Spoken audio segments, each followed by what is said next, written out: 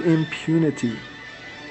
Oil stocks were already gaining because of the automobile industry growth, and after the Supreme Court decision, Standard Oil stock burst upward, making Rockefeller immediately even more wealthy and powerful. Rockefeller and Standard Oil still controlled 70% of the oil refining in the United States, and there were no more legal hurdles to face. John D. Rockefeller Jr. was groomed in a privately owned, exclusive Rockefeller school called the Browning School, and then attended Brown University. In 1901, he married the daughter of Senator Nelson Aldrich and was later in charge of the Colorado Fuel and Iron Company when the United Mine Workers of America staged a 14-month strike against the Rockefeller Company.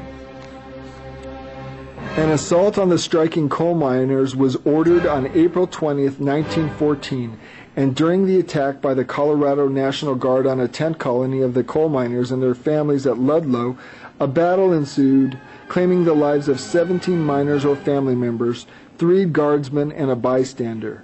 This demonstrated the tactics of the Rockefeller establishment. Rockefeller Jr. was made to testify for 3 days to a chairman of the Commission on Industrial Relations about the Ludlow massacre. The consequences against the Rockefellers were negligible, but not so for the victims and their families. The Magna Carta of Great Britain stated that the charging or collecting of interest carried the death penalty. It was not until William the Orange of the Netherlands of the Habsburg bloodline, who married Queen Mary and created the Bank of England in 1694, that the Magna Carta was circumvented in Great Britain. Central banks owned by the Habsburgs had already been spawned in other countries, like the Bank of Amsterdam in 1609 in the Netherlands, the Bank of Hamburg in 1619 in Germany, and the Bank of Sweden formed in 1661. These Habsburg banks were enriched by the fiat principle of lending money which existed on paper, only minimally backed by gold. This money out of air was then lent to governments which were charged interest on this debt through taxation of its citizens, thus empowering the banking families as overlords.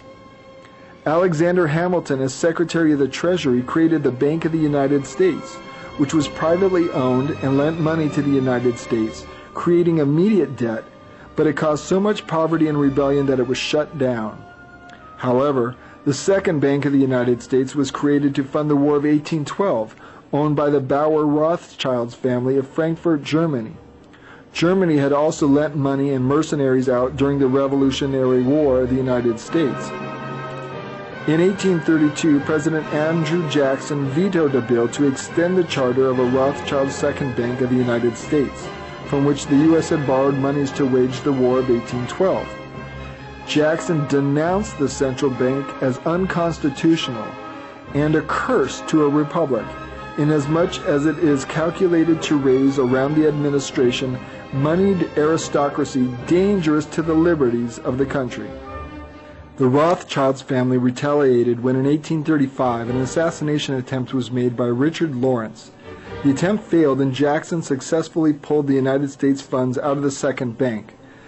Jacob Rothschild's puppets in the Senate censured Jackson, but the censure was annulled in 1837, and by the time Andrew Jackson had left office, he had completely eliminated the entire national debt. A stepping stone to European banking control of the United States came with the National Banking Act of 1863, but it was oil profits that catapulted their cartel into the stratosphere of power. When the Spindletop oil field discovery was stolen from Higgins by Lucas and Andrew Mellon's bank, the Gulf Oil Company was born, further enriching the banking and oil cartel. The Warburg family, represented by Felix and Paul Warburg, consolidated large-scale banking operations in New York City in 1901, where they purchased partnerships in the investment firm of Kuhn, Loeb and Company. Rockefeller crony Jacob Schiff was a senior partner.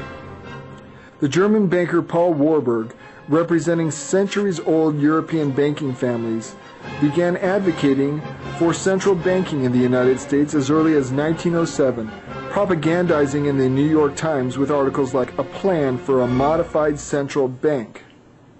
A clandestine meeting of several top bankers occurred on the premise of duck hunting on Jekyll Island off of Georgia on November 22nd,